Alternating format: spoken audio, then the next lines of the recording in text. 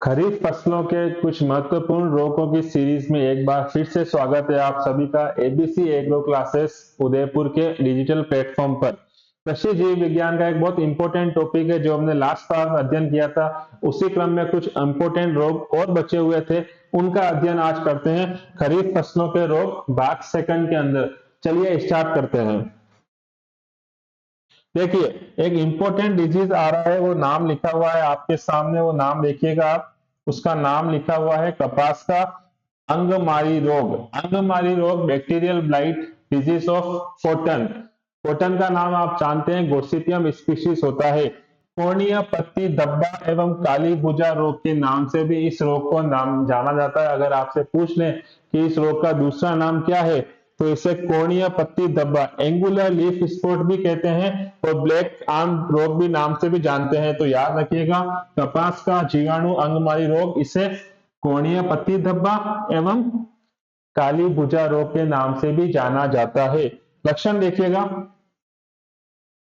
जो रोगजनक जड़ है उसके अलावा पौधे के हर भाग पर यह आक्रमण करता है। रोग कारक जो भी है इसका वो जड़ को छोड़ता है, बाकी पूरे पौधे पर आक्रमण करता है। और पौधे के कौन से भाग पर लक्षण प्रकट होते हैं, इसी आधार पर उस पूरे रोग को चार भागों में विभक्त किया गया है, वो हम अध्ययन करते हैं। पहला देखिएगा, नवजात पादप अंगमारी।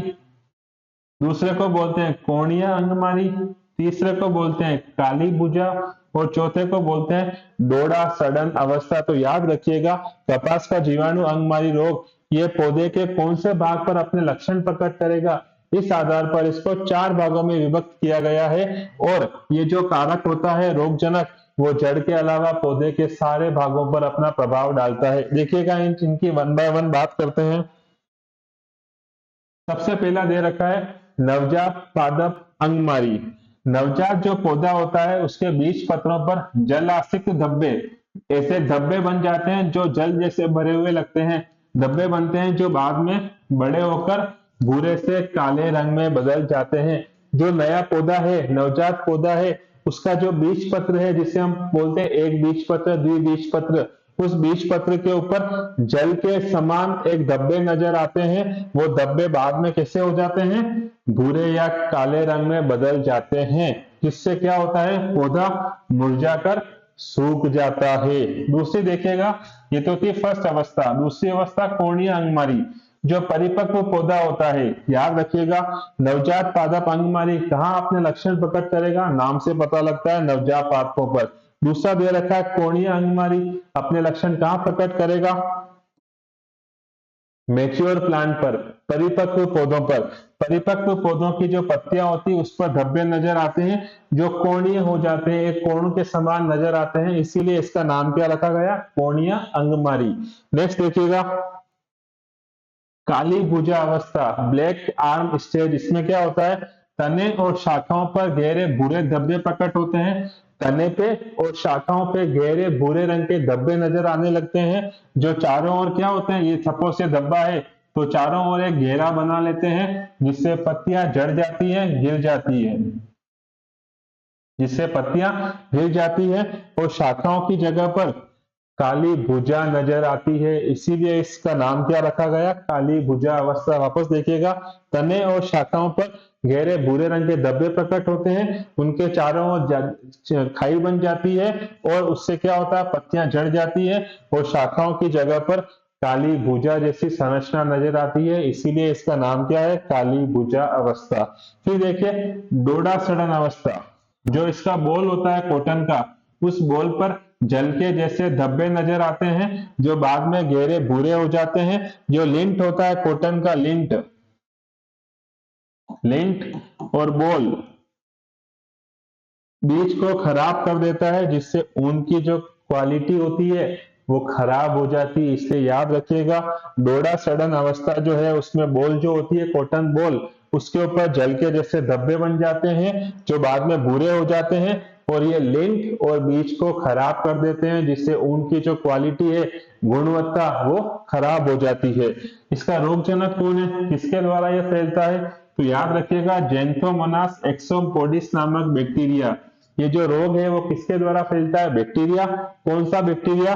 जेंथ्रोमोनास एक्सोपोडिस। तो याद रखिएगा ये सीड एवं सोयल बोर्न है। सीड और सोयल बोर्न इसका मतलब हुआ ये बीज से भी फैलता है, बीज जनित है और मृदा जनित है, ये याद रखिएगा आप। नेक्स्ट देखिएगा, प्रबंधन कैसे करें? शस्य प्रबंधन मैंने आपको बताया था, वही सिस्टम याद रखिएगा। रोगी पौधे के अवशेष को जला देना चाहिए। उस पूरे खेत के अंदर जो संक्रमित पौधे हैं उसको उखाड़ कर उसको जला देना चाहिए।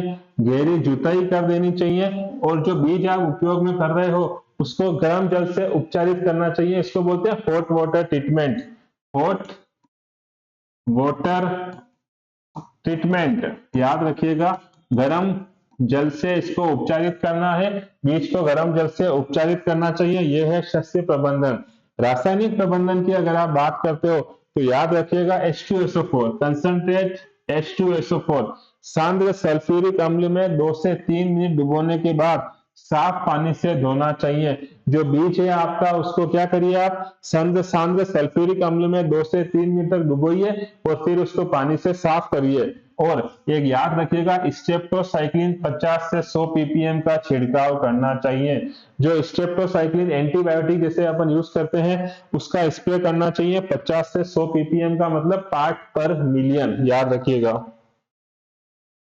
नेक्स्ट डिजीज का नाम बात करते हैं, भिंडी का पीत शिरा येलो वेन मोजेक वायरस। अगर आपने नाम सुना होगा, वायरस से फैलने वाला रोग है, भिंडी में होता है। भिंडी का नाम होता है एब्लोमोस्कस एस्कुलेंटस, वानस्पतिक नाम। तो भिंडी का पीत शिरा येलो वेन मोजेक वायरस याद रखिएगा। येलो वेन मोजेक पीत शिरा मोजेक रोग भिंडी में फैलता है। भिंडी का नाम होता है एब्लोमोस्कस एस्कुलेंटस। यदि बुआई से 35 दिन के अंदर वायरस का संक्रमण हो जाता है तो याद रखिएगा क्यों इंपॉर्टेंट डिजीज है ये। अगर बुआई के 35 दिन के अंदर इस रोग का संक्रमण हुआ तो देखिए फसल उत्पादन में ऑलमोस्ट 95%, 94% के आसपास उत्पादन में कमी आ जाती है।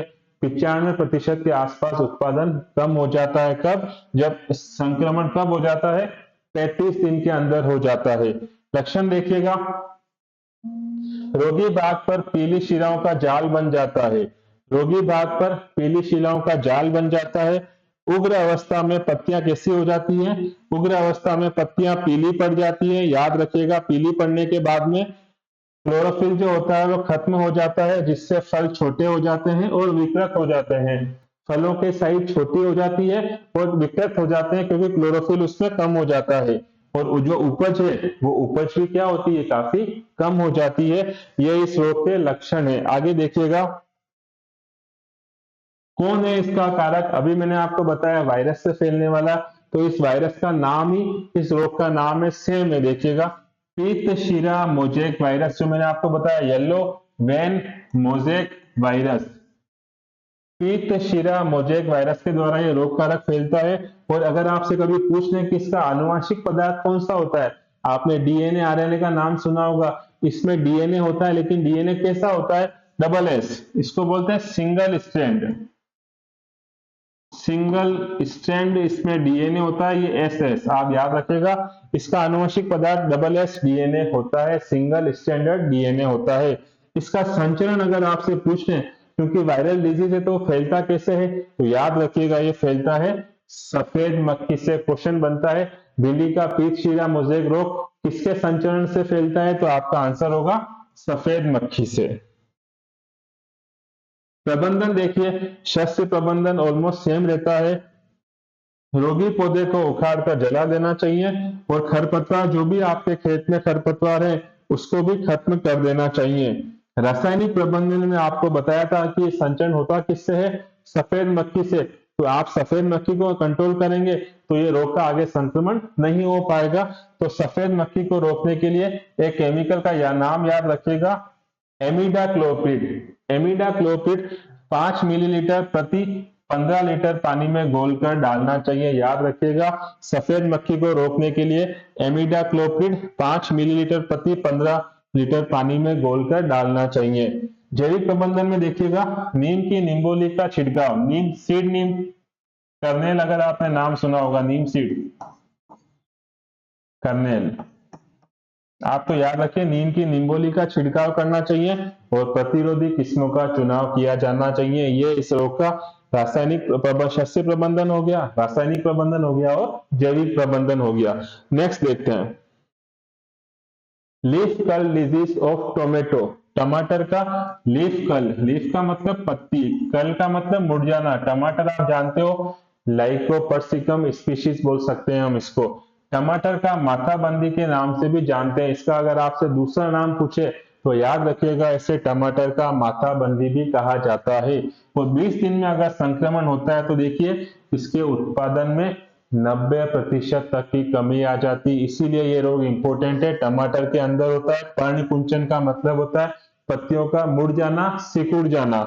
लक्षण देखिएगा, पौधे की पत्तियों का छोटा रह जाना। पौधे की पत्तियों का छोटा रह जाने का मतलब क्या हुआ? पौधे की पत्तियों का छोटा रह जाना, पत्तियां जो होती है साइज में छोटी हो जाती हैं। दूसरा, कप आकार में मुड़ना। किस आकार में मुड़ना? कप आकार में वो पत्तियां मुड़ जाती हैं। शीर्ष पर जो शीर्ष भाग है उस पे वो सब पत्तियां मुड़कर गुच्छे के जैसे नजर आती हैं। और पत्तियों की जो सतह होती है वो सतह खुरदरी हो जाती है और थोड़ी मोटी हो जाती है। ये इस रोग के लक्षण है, टमाटर का पर्णकुंचन रोग का। आगे देखिएगा,